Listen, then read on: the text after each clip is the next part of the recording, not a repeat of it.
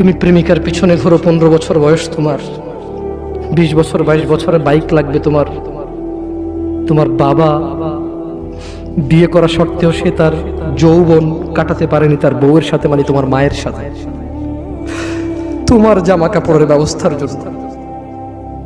তুমি বুঝো যুবক, তোমার বাবার বয়স এখন 40, সে তোমার মার কাছে আসলে আর অনুভূতি নেই, তার শক্তি কমে গেছে। তুমি বুঝবা না যুবক, 15 বছর বয়সে তুমি যত উত্তেজিত, তোমার বাবা 30 বছর বয়সে এরকম ছিল, সে আসতে পারেনি। তুমি পড়বা বলে, তোমার স্কুলের ফি লাগবে বলে, that much he loves you.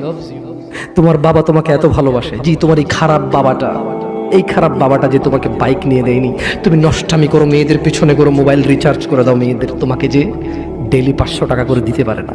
এই লোকটা যদি 60 বছর বয়স পায়, তার জীবনের 20টা বছর সে এমন 20টা বছর, যে 20টা বছরে সে হাড় ভাঙা পরিশ্রম করতে পারত, করছে, তোমার মায়ের দেখা সে পায়।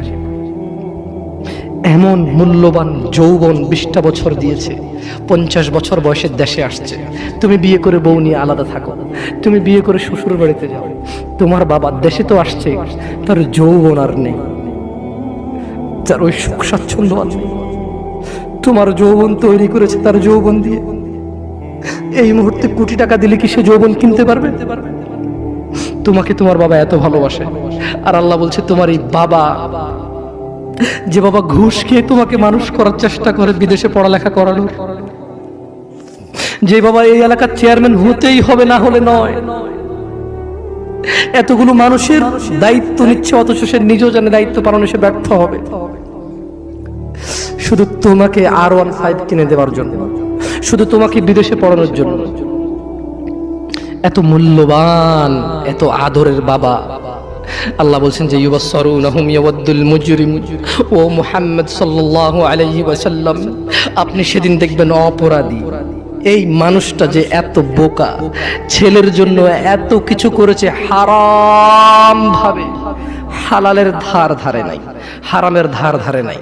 জি, আপনি আপনার ছেলেকে ভালোবাসছেন, শুধুমাত্র অপরাধী হয়ে মৃত্যুবরণ করার কারণে আপনি আল্লাহকে বলেন, ইয়া আল্লাহ, আব্দুল্লাহ রে নাও জাহান্নামে ফেলো, আমাকে ছাড়ো।